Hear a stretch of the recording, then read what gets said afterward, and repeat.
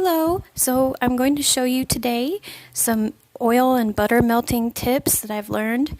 I'm going to be making a very small batch of Miracle Salve. My little boy is teething his molars and it's made his tummy a little upset, and this is all I've ever used on both my babies for diaper cream and with my powder too.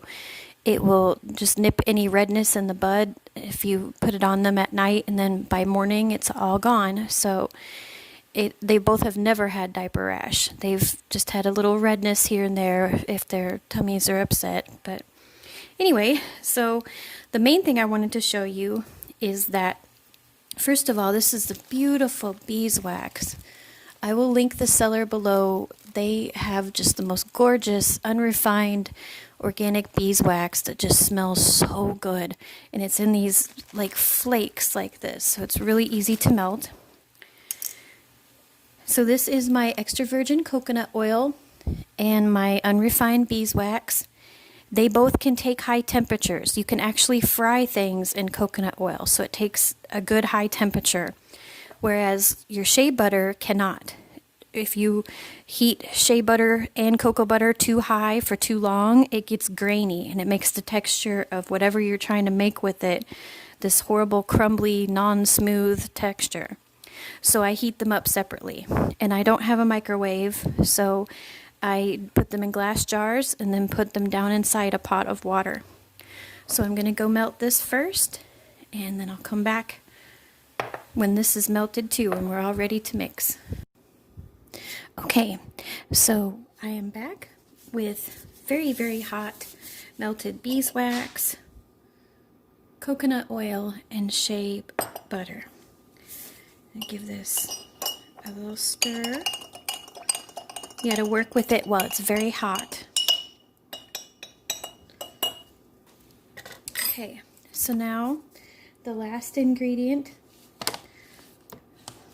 Oh, I also put a tiny bit of vitamin E oil in there too. Right when it comes out of the hot boiling water, you can add your vitamin E and it melts instantly because you don't need much. Just like for a batch this small, it's like a half a teaspoon. So now is the beautiful bentonite clay.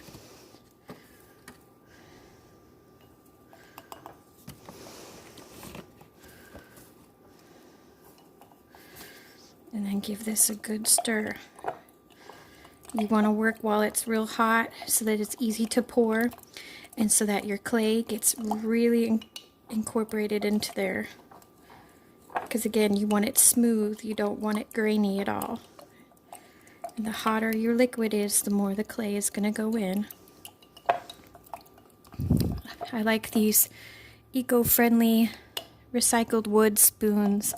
That's what I use for making soap and also for the baby powder or the body powder refills, so that people can spoon their powder back into their glass jar. And usually I can, like if it's just making stuff for myself, I can wipe them off and reuse them too. The only time you want to throw them away, of course, is when they've touched some lye or any kind of raw soap. Okay, so that is good there.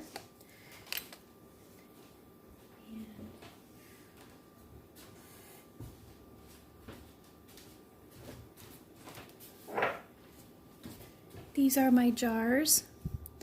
This is just my own private jar for my baby's supply, but this is what the Miracle Salve comes in. It's this cobalt blue glass jars. They're very pretty, and you can nice quality thick glass, so you can wipe them out and reuse them. So I'm going to put on my glove here because the jar could probably still be hot. And very carefully pour.